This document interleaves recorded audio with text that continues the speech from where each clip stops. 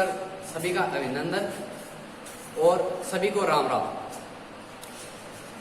Last video में हम पढ़ रहे थे बेसिक इलेक्ट्रॉनिक्स सेकेंड ईयर का जो चैप्टर है। एक हमारा टॉपिक बच गया था, जो हमारे पढ़ रहे थे वो स्पेशल डायोड था। एक स्पेशल डायोड हमारा जो है विशेष रह गया था। जो लास्ट वीडियो में हमने जिक्र किया था वो क्या था, एक तो स्कॉटकी डायोड और दूसरा था जेनर डायोड के बारे में। आज का जो टॉपिक होगा अध्ययन करने के लिए वो होगा टनल डायोड।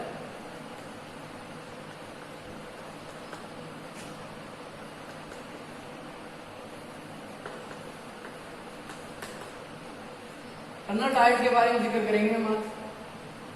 देखो, जो टनल डायोड होता है उसका दूसरा नाम है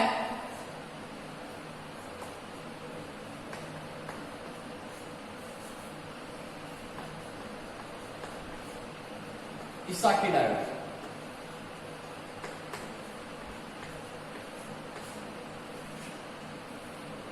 इसका दूसरा नाम क्या है? इसाकी डायोड। देखिए, ये हमारा पीएन जंक्शन एनोड कैथोड। अब देखिए इसमें अंतर क्या होता है बाकी डायोडों की तुलना में। जो टनल डायोड था वो टनल हम बोलते हैं सुरंग को।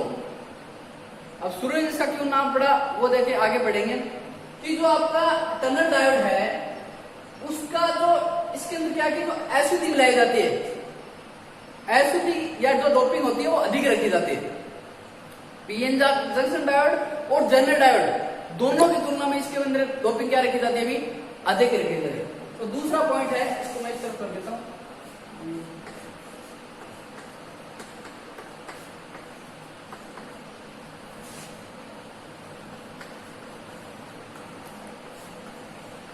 डोपिंग का स्तर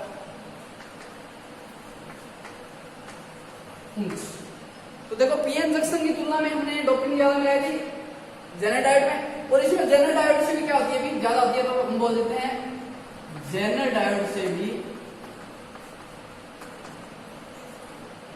अधिक।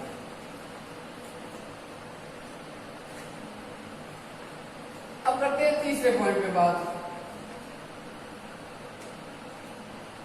कि देखो एक बात है, अगर जब जेनर डायोड में अगर डोपिंग का स्तर उच्च हो गया तो उससे अक्षय परत का मान, वो जो अक्षय परत होती है वो क्या हो जाती है? पतली हो जाती है, जिसको बोलते हैं एकदम पतली, नैरो। ठीक है ना? तो अक्षय परत जिससे क्या हो जाएगी? जिससे अक्षय परत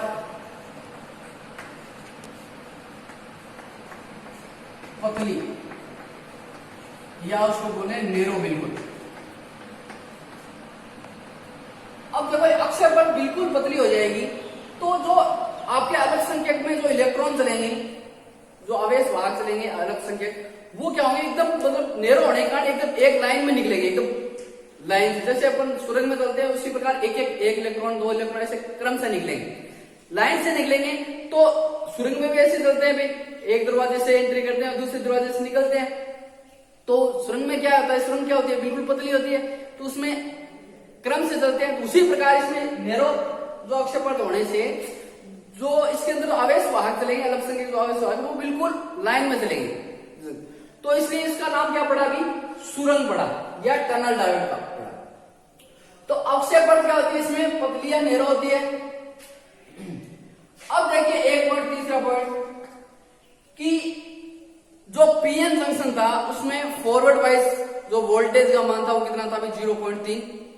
जर्मेनियम के लिए, सिलिकॉन के लिए कितना था? 0.7। उन दोनों की तुलना में जो टनल डायोड है उसमें फॉरवर्ड जो वोल्टेज का मान है वो क्या होता है? फॉरवर्ड जो वाइज वोल्टेज का मान है वो क्या होता है? बिल्कुल कम होता है। उसकी तुलना में क्या होता है? बिल्कुल कम होता है। तो हम इसको बोल सकते हैं फॉरवर्ड वाइज वोल्टेज का मान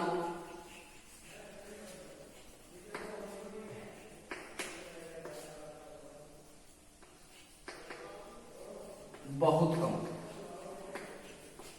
ठीक है। अब देखिए कि जो देखो एक मान इसका अक्षय परत होती है तो नैरो इसका मान भी होता है, तब इसको बोलते हैं 10 की पावर -9 मीटर, या इसको बोल सकते हैं नैनोमीटर। ठीक है, इसके अवसर पर जो मोटाई होती है कितनी होती है, 10 की पावर -मीटर। अब देखिए फॉरवर्ड वाइज तो वोल्टेज का मान इसमें क्या होता है, कम होता है, किसकी तुलना में, पीएन जंक्शन की तुलना में।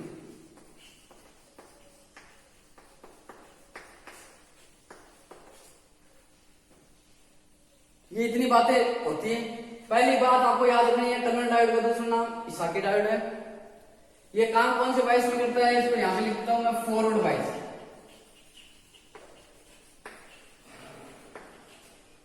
फॉरवर्ड वाइज में ये काम करता है। इसमें जेनर डायोड की तुलना में डोपिंग का स्तर अधिक रखा जाता है, और जिससे इसके अवसर पर क्या हो जाती है, बिल्कुल नैरो 10 की पावर 9 मीटर। फिर जो इसमें फॉरवर्ड वाइज वोल्टेज का मान होता है, वो जो आपकी पीएन जंक्शन डायोड है उसकी तुलना में क्या होता है, बहुत कम होता है।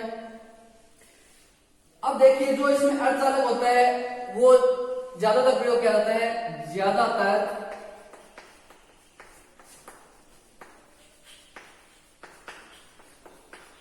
अर्धचालक का प्रयोग किया जाता है जर्मेनियम,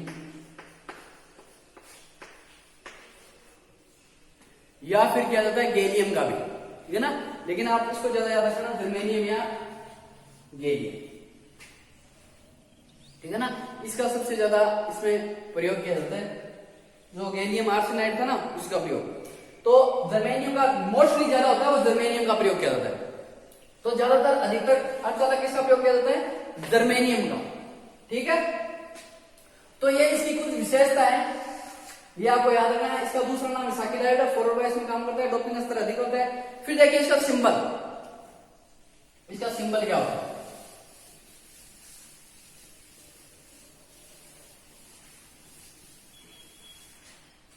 जो इसका सिंबल होता है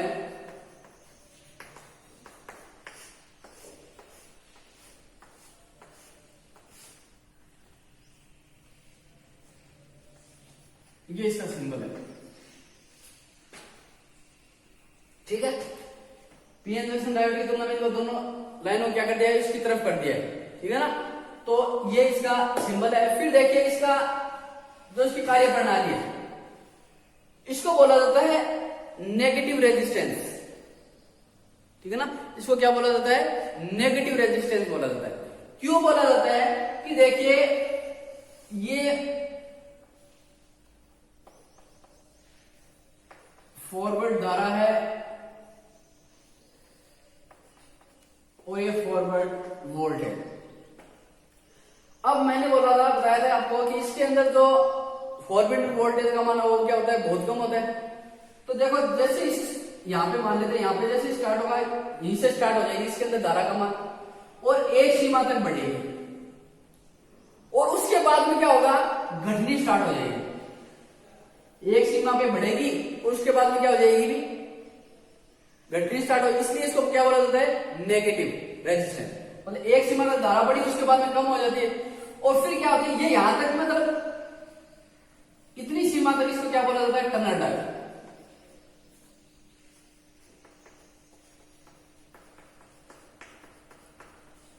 उसके बाद में क्या होता है, ये रैखिक रूप से काम करने लग जाता है, ऐसे सीधा। ये किसकी तरह काम करता है, पीएन जंक्शन की तरह। फिर पीएन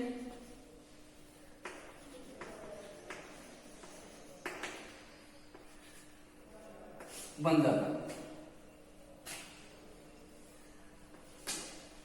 तो देखो पीएन जंक्शन बन जाता है। तो पहले देखो कि स्टार्टिंग में जो हमारी जो वोल्टेज पीएन जंक्शन में वोल्टेज स्टार्ट होती है 0.3 या 0, लेकिन इसकी तुलना में फॉरवर्ड मतलब बहुत कम,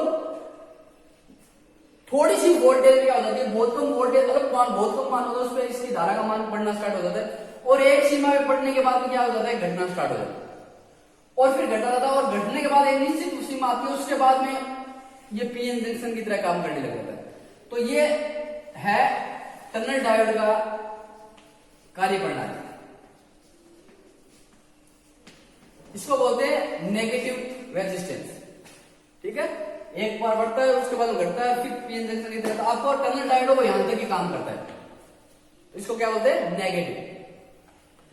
अब देखिए इसका उपयोग कहां किया जाता है।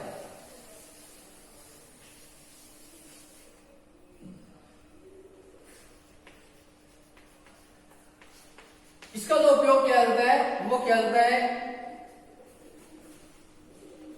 हाई फ्रीक्वेंसी ऑसिलेटर में।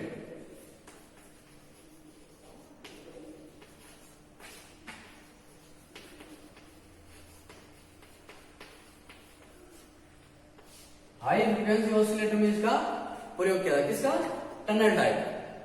ठीक है, तो जो विशेष प्रकार के डायोड थे वो ये लास्ट था 6 नंबर टनल डायोड। तो हमने सभी प्रकार के विशेष प्रकार के डायोड पढ़ लिए। अब चलते हैं नेक्स्ट चैप्टर की तरफ। तो जो नेक्स्ट चैप्टर है वो है रेक्टिफायर। बेसिक इलेक्ट्रॉनिक्स का क्या है, रेक्टिफायर।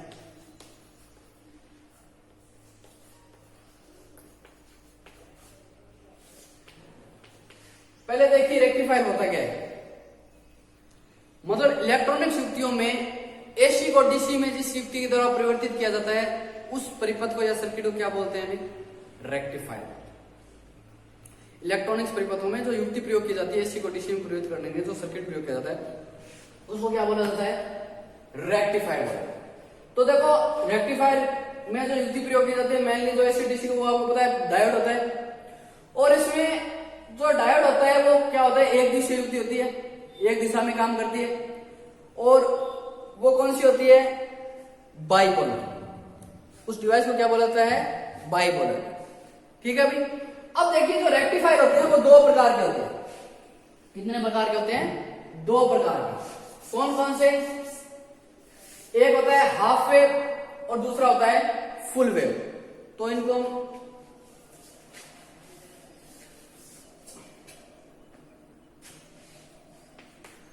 रेक्टिफायर दो प्रकार के होते हैं, हाफ वेव और फुल वेव। पहले हम चर्चा करते हैं हाफ वेव के बारे में।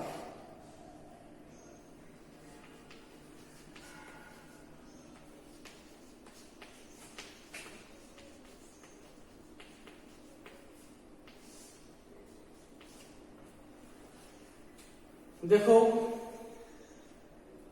एक आपको कई बार क्वेश्चन पूछ लिया जाता है कि रेक्टिफायर में कौन सा ट्रांसफार्मर प्रयोग किया जाता है एग्जाम के अंदर। तो हमेशा कौन सा ट्रांसफार्मर प्रयोग किया जाता है भाई, स्टेप डाउन। कौन सा ट्रांसफार्मर प्रयोग किया जाता है, स्टेप डाउन। तो देखो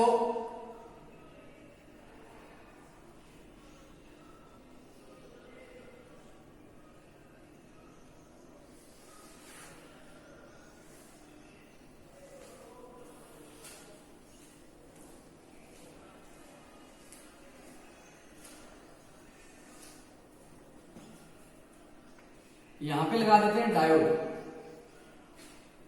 ये ट्रांसफार्मर है और ट्रांसफार्मर की प्राइमरी और सेकेंडरी वाइंडिंग इस तरफ सप्लाई जोड़ेंगे। जो सप्लाई के साथ जुड़ती है वो प्राइमरी वाइंडिंग कहलाती है, जो लोड की तरफ जुड़ती है वो सेकेंडरी वाइंडिंग। ये सप्लाई और लोड के आधार पर प्राइमरी और सेकेंडरी का निर्धारण होता है। और बीच में जो लाइन है वो क्या होती है, किसको परिभाषित करती है, कोर को। ये है डायोड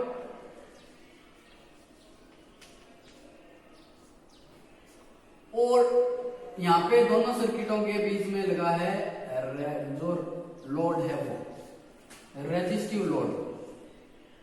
क्यों, क्योंकि डीसी है, डीसी पे कौन सा लोड काम करता है, रेजिस्टिव लोड पे काम करती है डीसी। तो यहां पे लगा रेजिस्टिव लोड। अब देखिए जो यहां पे है, यहां पे हमने सप्लाई दे दी 250 या 230, ये इनपुट है।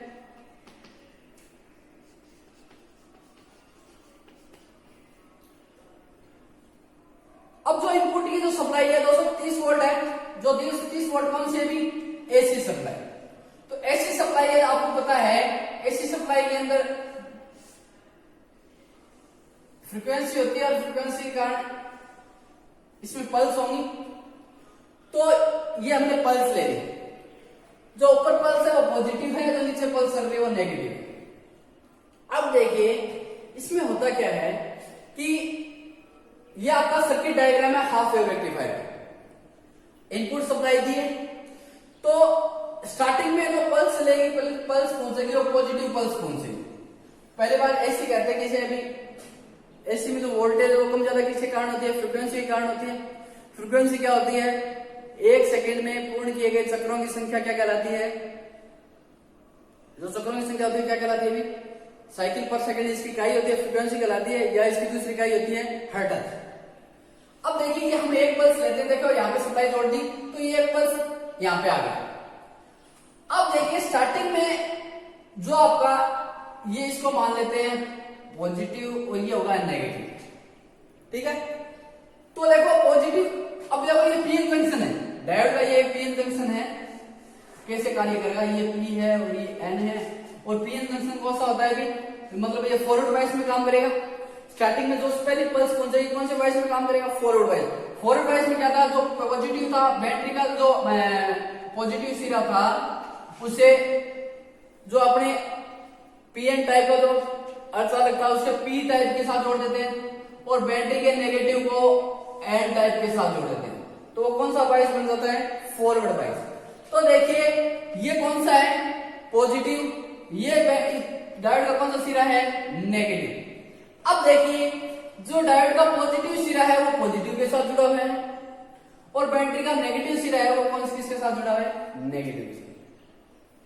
फॉरवर्ड वाइज में तो पहले पल्स पहुंचेगी धनात्मक, उसमें फॉरवर्ड वाइज में काम करेगा, क्योंकि यहाँ पे पॉजिटिव है तो पॉजिटिव पॉजिटिव के साथ, नेगेटिव नेगेटिव के साथ जुड़ा है। तो देखिए तो इसमें क्या होगी, इसमें से धारा चलेगी, और धारा चलेगी तो हमें आउटपुट में कैसी पल्स मिलेगी भी, ये पल्स मिलेगी, सही है।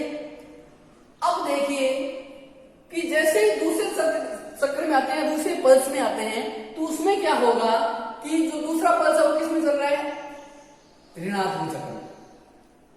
अब ऋणात्मक चक्र में चल रहा है तो यहाँ पे देखो धारा की जैसे यहाँ पे चक्कर दिशा चेंज हुई तो यहाँ पे भी क्या हो गया, भी सिरे चेंज हो जाएंगे, क्योंकि दिशा चेंज हो जाती है, दिशा चेंज हो जाती है तो यहाँ पे भी नेगेटिव और पॉजिटिव बन जाएंगे, क्योंकि धारा की दिशा क्या हो गई है, चेंज हो गई है, और धारा की दिशा चेंज हो गई है तो यहाँ पे भी चेंज हो गए। तो यहाँ पे तो पॉजिटिव पहले था, वहां पे नेगेटिव आ गया, नेगेटिव था वहां पे क्या आ गया, पॉजिटिव। अब देखिए जब जो आपका डायोड है उसको पॉजिटिव सिरे को सप्लाई के नेगेटिव सिरे से, और उसके नेगेटिव जो अर्थ एन टाइप है उसको बैटरी के पॉजिटिव सिरे से जोड़ दे, तो कौन सा वाइज बन जाता है, रिवर्स वाइज। देखो जो ये पॉजिटिव है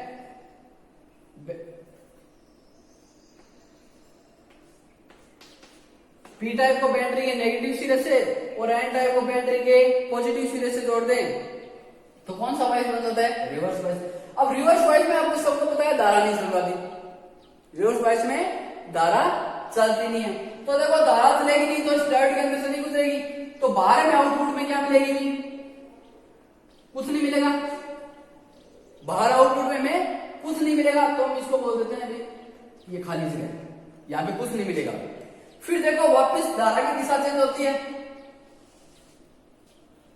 पॉजिटिव में पल्स चलती है तो वापस यहाँ पे धारा की दिशा चेंज होगी, तो पॉजिटिव और नेगेटिव बनेगा, और पॉजिटिव और नेगेटिव बनेगा तो कौन से वाइज में बन जाएगा, फॉरवर्ड वाइज में, और हमें आउटपुट में धारा मिलेगी वो क्या मिलेगी,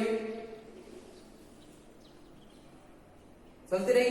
तो हम इसको ऐसे बोल सकते हैं कि रीड आवेश में जो पल्स थी एसी के अंदर वो हमें आउटपुट में नहीं मिलेगी, क्योंकि रिवर्स वाइज में धारा चल नहीं पाती, तो हमें तो आगे जो पल्स मिलेगी वो खाली रह जाएगी, जो नेगेटिव के अंदर पल्स थी वो क्या रह जाएगा, भी खाली रहता रहेगा, और इस प्रकार में पॉजिटिव पॉजिटिव के अंदर पल्स मिलती रहेगी। तो इसको बोलते हैं पल्सेंटिंग। क्या बोलते हैं, पल्सेंटिंग। तो ये आपको इतनी बात याद रखनी है। अब देखिए इसके अंदर दो तीन बातें याद रखी जाती है कि इसके अंदर पूछ लिया जाता है सबसे इंपॉर्टेंट क्वेश्चन होता है कि डीसी की आउटपुट का मान बताइए, कि डीसी में जो आउटपुट मिलेगी वो कितनी मिलेगी।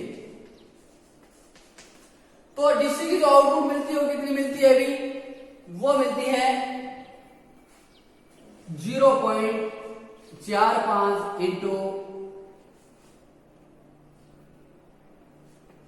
VRMS। इसकी VRMS की कितनी गुना होते हैं? 0.45 से। अगर VRMS को गुणा कर देते हैं 0.45 से, तो जो हमें मान मिलेगा वो किसका मिलेगा?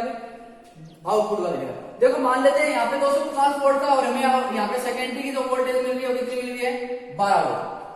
अब देखो कईयों को कंफ्यूजन हो जाता है कि जो आरएमएस ले वोल्टेज, जो आरएमएस वोल्टेज होती है कौन सी ले? 230 वोल्ट ले, 12 वोल्ट ले? क्यों भाई? क्योंकि यहाँ पे प्राइमरी का जो प्राइमरी जो वोल्टेज मिले 230 है, सेकेंडरी मिले 12। तो हमेशा याद रखना कि जो वोल्टेज जो ली जाती है VRMS, वो हमेशा ली जाती है 12 वोल्ट। कौन सी ली जाती है? 12 वोल्ट ली जाती है। या जो सेकेंडरी साइड जो वोल्टेज मिलती है वो सप्लाई ली जाती है। तो इसमें वोल्टेज का मान कितना है? 12 वोल्ट। वो अलग अलग डिपेंड करता है। अगर आपको मान लो क्वेश्चन में 6 वोल्ट दे दे, 3 वोल्ट दे दे, तो हमेशा आपको याद रखना सेकेंडरी साइड में जो वोल्टेज होती है वो वोल्टेज दी जाती है।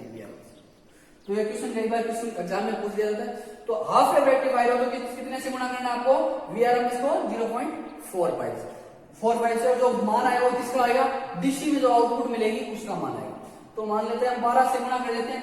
तो 0.45 को जब 12 से गुणा करते हैं तो 12 × 60, 1248, 48 से 54। दो संख्या बाद पॉइंट है, पॉइंट लगा दिया तो हमें वोल्टेज का मान कितना मिला है?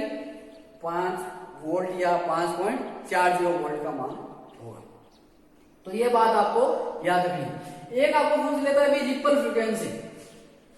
क्या पूछ लेता है? Ripple frequency. इसको नोट करते रहना आप।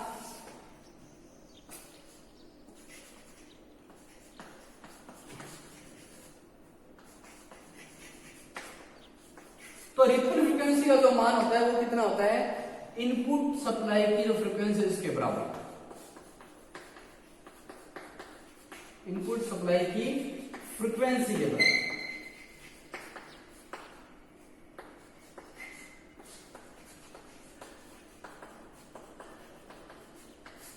ठीक है। अब देखो इनपुट सप्लाई फ्रीक्वेंसी आपको पता है लगभग कितनी होती है?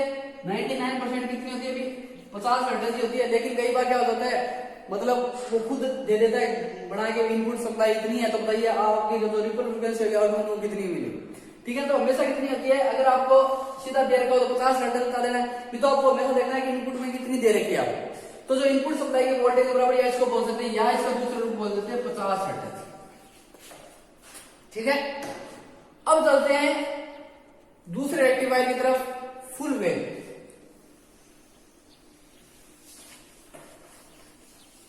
इसका हम एक जब दोनों रेक्टिफायर पढ़ लेंगे तो एक सर्किट उसका दोनों के बीच में कंपैरिजन करेंगे, हाफ वेव, फुल वेव और डिस रेक्टिफायर में। तो इसमें 4-5 पॉइंट होते हैं, रिपल फैक्टर और रिपल फ्रीक्वेंसी। जो इसके अंदर डायोड होते हैं, डायोड की संख्या कितनी होती है? 4-5 पॉइंट। तो 4.5 चारों 500 पॉइंटों की हम क्या करेंगे? अलग अलग, मतलब इनको लेके चलेंगे, सारणी बनाएंगे, तो उसमें हमें सब क्लियर हो जाएगी। तो पहले हम थ्योरी पढ़ लेते हैं, उसके बाद में आपको सारणी बनाएंगे और उससे सारणी से टोटल चीज याद हो जाएगी जो एग्जाम के अंदर पूछी जाती है। दूसरा है फुल वेव।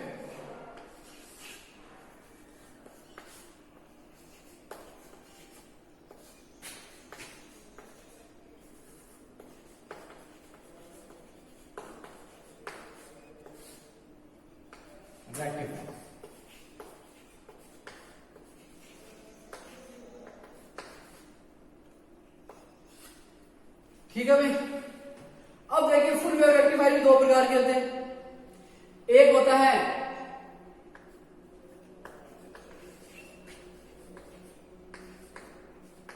सेंटर टैप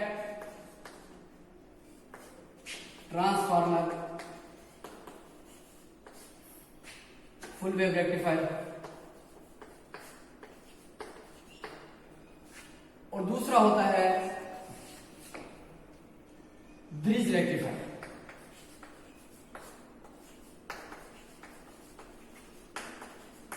एक होता है सेंटर टैप ट्रांसफार्मर वाला और एक होता है फुल रेक्टिफायर। तो देखो पहले पढ़ते हैं centre tap transformer, full wave rectifier. इसमें क्या होता है,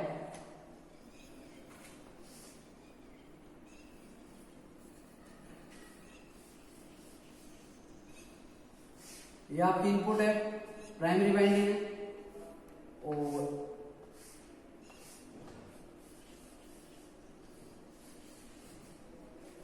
ये आपकी आउटपुट है, ये सेकेंडरी वाइंडिंग, यहाँ पे लोड जुड़ेगा तो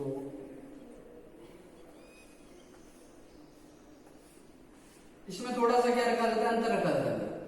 इसमें 2 डायोड लगते हैं और एक वाइंडिंग को कितने भागों में बांट दिया जाता है, 2 भागों में, और बीच में से निकाली जाती है टेप। क्या निकाली जाती है? टेपिंग निकाली जाती है। ठीक है, अब देखिए जो टेपिंग निकाली जाती है, यहाँ पे इन दोनों जहां पे डायोड लगे इनको तो एक साथ जोड़ दिया जाता है और लोड जोड़ा जाता है एक टेपिंग का वायर लेके और एक जो डायोड वाला है वहां।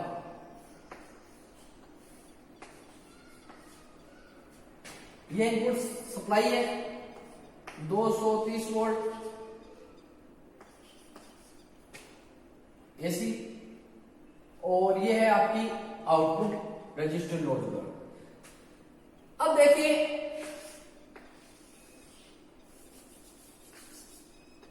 इनपुट सप्लाई पल्स, एक बात और देख लो, इसमें डायोड की संख्या कितनी लिखी जाती है? 2। Centre tap full wave rectifier है, उसमें डायोड की संख्या कितनी होती है? 2 होती है। हाफ वेव में कितनी डायोड की संख्या? 1। और इसमें जो ट्रांसफार्मर प्रयोग किया जाता है वो क्या जाता है? 12-0-12।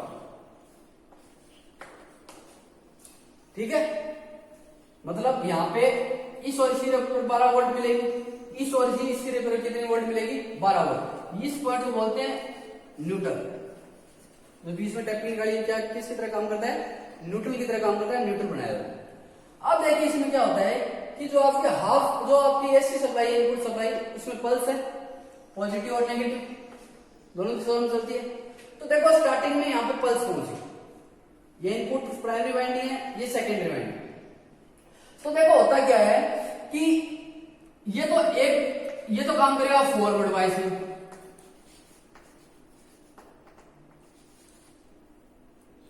ठीक है। पहले फॉरवर्ड वाइज की बात करें तो पहले पल्स आई, पल्स देखो यहाँ पे पहुंची, ये पॉजिटिव बन गया और ये नेगेटिव बन गया, और ये पॉजिटिव था और ये न्यूट्रल है नेगेटिव। अब देखो पॉजिटिव से जुड़ गया, नेगेटिव ये नेगेटिव से जुड़ गया, कौन सा वाइज बन गया? Forward wise. तो इसमें देखो धारा फॉरवर्ड वाइज में धारा चलती है, तो जो आउटपुट में रजिस्टिव लोड पे जो आउटपुट मिलेगी वो इस प्रकार मिलेगी। पल्स निकली थी, आप पल्स पॉजिटिव पल्स थी, वो आपको पल्स मिल गई। अब देखिए दूसरी पल्स चलेगी ऋणात्मक, तो देखो ये काम नहीं करेगा, ठीक है। धारा की दिशा चेंज हुई तो यहाँ पे क्या होगी? ये पॉजिटिव बन जाता है, ये पॉजिटिव, ये नेगेटिव और ये नेगेटिव था। तो इस प्रकार इसमें पॉजिटिव से जुड़ गया और ये नेगेटिव से जुड़ गया, तो धारा की दिशा ऐसी चलनी स्टार्ट हो जाएगी। इसमें क्या है? ये उल्टा काम कर देता है, ये रिवर्स वाइज में काम करता है। मतलब अगर ये फॉरवर्ड में होगा तो ये काम नहीं करेगा, ये रिवर्स वाइज में होगा उसमें। अगर ये फॉरवर्ड वाइज में काम करता है, ये क्या करेगा? फिर उल्टा हो जाएगा, धारा की दिशा चेंज हो जाती है, तो ये नेगेटिव हो जाएगा और यहाँ पे ये नेगेटिव हो गया, धारा इस तरफ चलेगी नहीं, इस तरफ नहीं चलेगी तो इस तरफ आएगी, तो ये पॉजिटिव और नेगेटिव फॉरवर्ड वाइज बन गया। और फॉरवर्ड वाइज में क्या है? तो आउटपुट हमें क्या मिलेगी? दूसरी पल्स मिलेगी। और दूसरी पल्स किसमें मिलेगी? भी जो पॉजिटिव है उसी तरफ मिलेगी, पॉजिटिव दिशा है उसमें मिलेगी। अब देखिए इसी प्रकार इसमें चलती रहती है और पॉजिटिव में पल्स आती रहती है। तो इसको क्या बोलते हैं? पल्सेटिंग। हमें आउटपुट में क्या प्राप्त होती है? पल्सेटिंग। एक बात और याद रखना नहीं कि डायोड के द्वारा जो डीसी प्राप्त होती है वो हमेशा क्या होती है? अभी पल्सेटिंग डीसी होती है, कभी भी शुद्ध डीसी प्राप्त नहीं होती। कौन सी डीसी प्राप्त होती है? पल्सेटिंग। हाँ, तो आगे जो अगर फिल्टर सर्किट जोड़े होते हैं, इसके आगे अपन तो इतना है क्योंकि अपन रेक्टिफायर पढ़ रहे हैं, आगे फिल्टर नहीं जुड़े हुए। अगर इनके आगे फिल्टर जुड़े होते हैं तो इनमें जो आउटपुट मिलेगी वो कौन सी मिलेगी? फिर शुद्ध डीसी मिलेगी। तो आपको समझ में आ गया कैसे कार्य करता है? पॉजिटिव पल्स होगी तो ये आपका काम करेगा पॉजिटिव, और ये नेगेटिव के साथ नेगेटिव, और ये रिवर्स वाइज में काम करता है। उसमें इसमें धारा जाएगी, इसमें धारा चलेगी, तो आपको आउटपुट में एक पल्स मिलेगी बाहर उसी। और फिर जब धारा ऋणात्मक चक्कर हो जाता है तो इसमें धारा की दिशा चेंज हो जाती है, जिसमें ये ऋणावेश बन जाता है, ये धनावेश बन जाता है। तो धनावेश बन जाता है तो इस सर्किट में, जो ये सर्किट है, इस सर्किट में आपको धारा चलेगी, तो इससे होकर धारा प्रतिरोध में चलना प्रारंभ। ठीक है भाई, तो इस प्रकार में आउटपुट में पल्स सेंटिंग मिलेगी। अब देखिए इसकी जो रिपल फ्रीक्वेंसी होती है उसका मान कितना होता है। रिपल फ्रीक्वेंसी थोड़ा फास्टली करा रहे हैं क्योंकि एक और है फ्रीक्वेंसी का मान। तो रिपल फ्रीक्वेंसी का मान क्या होता है भाई, जो आपकी इनपुट फ्रीक्वेंसी है उसका दुगना, तो 2 into input frequency,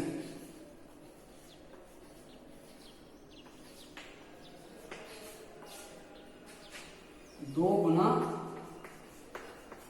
input frequency. ठीक है, दो गुना का मतलब क्या होता है अभी, गुना।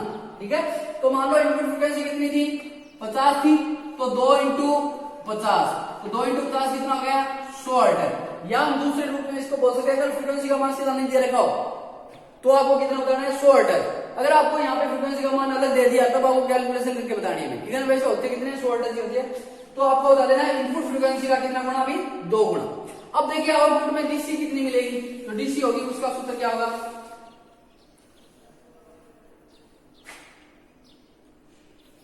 Output DC voltage.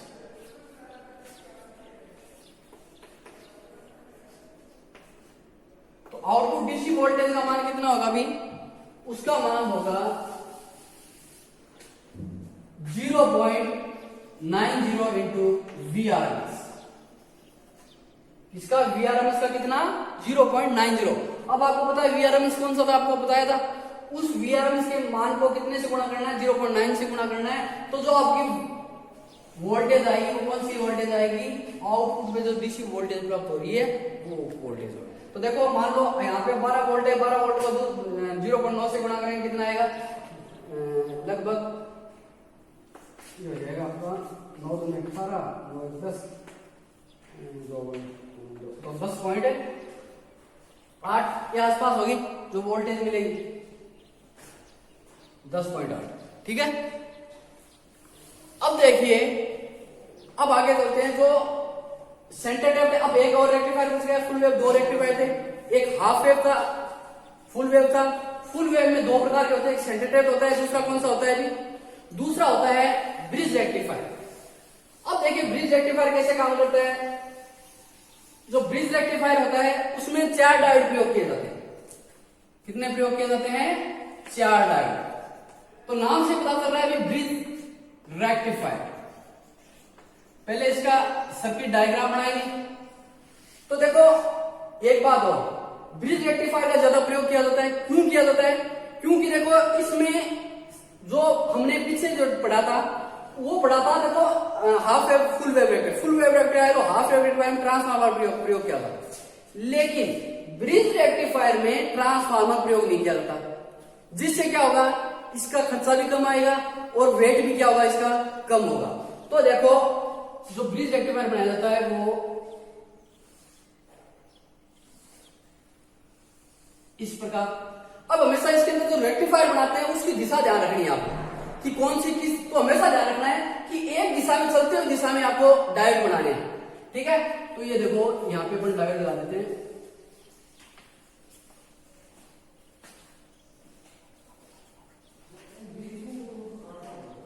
ये डायोड तो एक दिशा में रखने हैं आपको, तो इसकी दिशा भी आगे वाले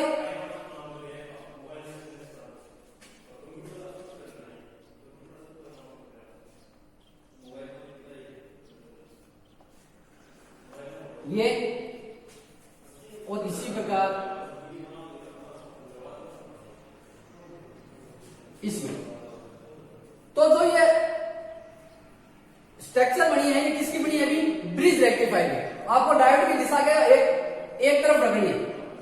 ठीक है, देखो ये आपको देखो एक तरफ, दोनों का मुंह उल्टी तरफ है और इनका मुंह एक तरफ है, तो हमेशा आपको आगे चलते हुए दिशा में ही रखने हैं। जिससे क्या होगा, देखो ये आगे दिशा, आगे इनका मुंह आगे की तरफ है, इसका भी मुंह इसकी तरफ है, आगे की तरफ है। तो आपको डायग्राम पॉजिटिव जो सब इनपुट सप्लाई और आउटपुट सप्लाई निकालनी हो उसमें दिक्कत नहीं आएगी। तो उसमें क्या होगा कि देखो ये है आपकी, जहां पे पॉजिटिव और नेगेटिव मिल रहे हैं, जहां पे जो डायोड के पॉजिटिव और नेगेटिव मिल रहे हैं उसको इनपुट सप्लाई देनी है। यहाँ पे पॉजिटिव और नेगेटिव मिल रहे हैं, यहां पे भी पॉजिटिव और नेगेटिव मिल रहे हैं, तो ये क्या होगी इसकी इनपुट होगी, ये क्या होगी इसकी इनपुट। और इनपुट में कौन सी होती है अभी 230 वोल्ट सप्लाई होती है। और यहां पे जिस तरफ एनोड एनोड और कैथोड मिल रहे हो, यहां पे एनोड मिल रहे हैं और यहां पे कैथोड मिल रहे हैं, तो यहां पे एक तरफ आउटपुट सप्लाई निकल जाएगी और यहां पे जुड़ जाएगा आपका लोड, ये होगा रेजिस्टिव लोड। ठीक है, अब देखिए इसको मैं नाम दे देता हूं D1, इसको D2, इसको D3 और इसको D4।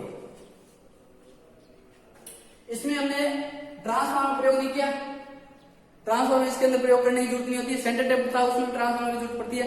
इसीलिए आपको मतलब कई बार पूछ लिया जाता है कि ब्रिज रेक्टिफायर ज्यादा क्यों प्रयोग किया जाता है, तो ब्रिज रेक्टिफायर का मतलब क्या होता है, इसका तो मूल्य कम होता है और एक इसका वेट कम होता है, और दूसरा इसके अंदर ट्रांसफार्मर प्रयोग नहीं किया जाता। ठीक है, अब देखिए इसका कार्य प्रणाली, जो इनपुट में जो सप्लाई होगी उसकी पल्स ऐसी होगी, तो उसके अंदर फ्रीक्वेंसी होगी तो एक पॉजिटिव पल्स एक नेगेटिव पल्स दोनों आएगी। अब देखिए सबसे पहले क्या होता है, पॉजिटिव पल्स में काम करता है। सबसे पहले कौन से पल्स में काम करता है, ये पॉजिटिव पल्स। तो देखिए, तो ये देखो ये पॉजिटिव पल्स में काम करता है, तो ये धारा मान लो यहां पे आई, ये इसका पॉजिटिव है, इसका नेगेटिव है। तो देखो ये पल्स यहां पे आई, इसकी तरफ आई, तो देखो इसकी तरफ आई, यहां पे नहीं आएगी क्योंकि यहां पे कौन सा है, नेगेटिव। देखो यहां पे फॉरवर्ड बायस मिल रहा है, यहां पे पॉजिटिव पॉजिटिव नेगेटिव नेगेटिव के साथ जुड़ेगा, ये नेगेटिव है, ये फेज है और ये न्यूट्रल है। ठीक है ना, तो पॉजिटिव पॉजिटिव के साथ गया और ये नेगेटिव नेगेटिव के साथ, देखो नेगेटिव नेगेटिव के साथ कैसे जुड़ा कि पॉजिटिव यहां से आई सप्लाई और यहां से होते हुए इस तरफ नहीं जाएगी क्योंकि यहां पे कौन सा है, नेगेटिव। तो यहां से होते ये रास्ता मिलेगा, यहां से होते लोड से होते हुए इसका सर्किट हो रहा है पूरा, आ रही है न्यूट्रल तक आ रही है, पूरा सर्किट हो रहा है। यहां से निकल जाएगी, ये फॉरवर्ड वाइस है, इसके से ये अभी नेगेटिव है, फॉरवर्ड वाइस की तरह काम करेगा, ये इसमें से आके इसमें न्यूट्रल में पहुंच जाएगा, तो सर्किट पूरा हो रहा है। तो देखो फॉरवर्ड वाइस में यहां से चली, यहां से होते हुए इसमें से होते हुए यहां पे आया। तो आपको हमेशा ये पूछा जाता है कि कैसे चलती है, इसमें ऐसे पूछा जाता है कि फॉरवर्ड वाइस में जब पल्स धनात्मक पल्स चलती है उसमें कौन सा डायोड काम करता है। तो देखो एक तो D1 काम किया और दूसरा काम कौन सा किया, D3। तो हम बोल सकते हैं फॉरवर्ड या पॉजिटिव पल्स में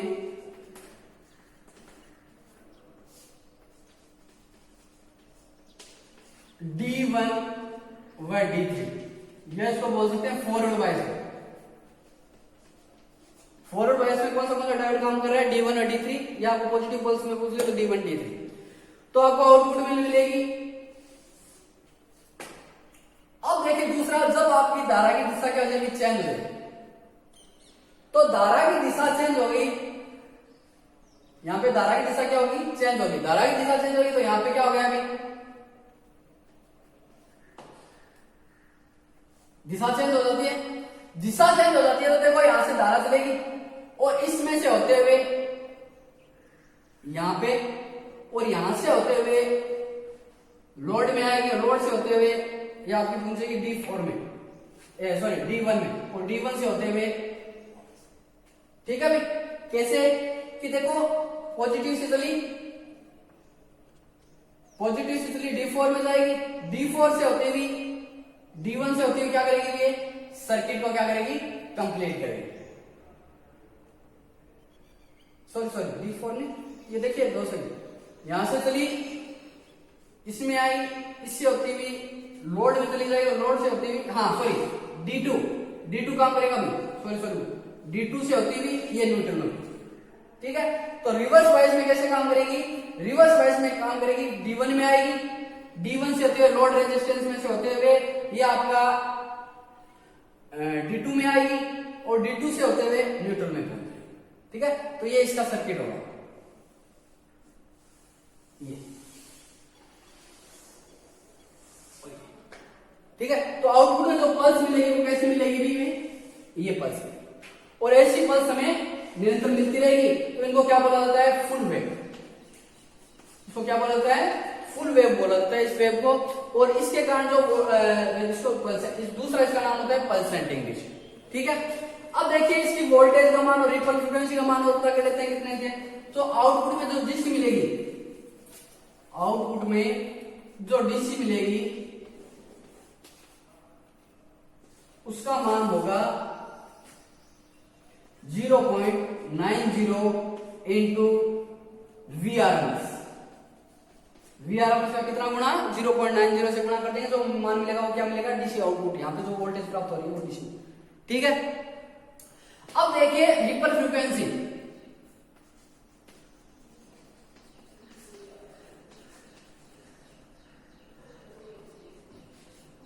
रिपल फ्रीक्वेंसी का मान कितना होता है? अभी रिपल फ्रीक्वेंसी का बराबर होता है इनपुट सप्लाई का दुगुना, 2 गुना इनपुट सप्लाई का, इनपुट सप्लाई की फ्रीक्वेंसी का, इनपुट सप्लाई की फ्रीक्वेंसी का कितना गुना? अभी 2 गुना। ठीक है ना, इनपुट सप्लाई की जो फ्रीक्वेंसी को कितना कर देंगे? 2 गुना, 2 से गुना कर देंगे, तो जो हमें फ्रीक्वेंसी प्राप्त होगी वो कौन सी होगी? डीसी की रिपल फ्रीक्वेंसी होगी। ठीक है, ये इतनी सी बात थी कि कार्य प्रणाली अच्छी तरीके से एक बार देख लो। जो पॉजिटिव में जो स्टार्टिंग में जो काम करेगा वो करेगा D1 और D3। कैसे काम करेगा? देखो यहाँ से स्टार्टिंग में पल्स आई, पॉजिटिव पल्स आई, इसमें से पॉजिटिव पॉजिटिव, नेगेटिव नेगेटिव से जुड़ा है, इसमें धारा चलेगी और लोड में से होते हुए यहाँ पे आई और फिर D3 में से होते हुए न्यूट्रल पे आएगी। सर्किट कंप्लीट है। उस फिर ऋणात्मक में चलेंगे, ऋणात्मक में चलेंगे तो देखो यहाँ पे धारा चलेगी नहीं, फिर धारा की दिशा चेंज हो गई है, धारा की दिशा चेंज हो गई है तो किसमें आएगी? D4 में आएगी और D4 से होते हुए ये लोड सर्किट में से होते हुए और किस में पहुंचेगी? आपकी D2 में से होते हुए न्यूट्रल में आएगी। तो पॉजिटिव पल्स में D1 D3 काम करेंगे और जो नेगेटिव पल्स है या इसको बोलते हैं रिवर्स, रिवर्स वाइज में जो काम करेगा वो करेगा D2 व D4 डायोड। ठीक है, इसको बोलते हैं नेगेटिव पल्स या जो रिवर्स वाइज में जो डायोड काम करेगा D2 व D4। आज के लिए इतना ही। अच्छी तरीके से याद कर लेना, ध्यान नोट करते रहना साथ साथ में। और कोई क्वेश्चन हो तो बेस क्लास से आप क्वेश्चन कर सकते हैं। धन्यवाद।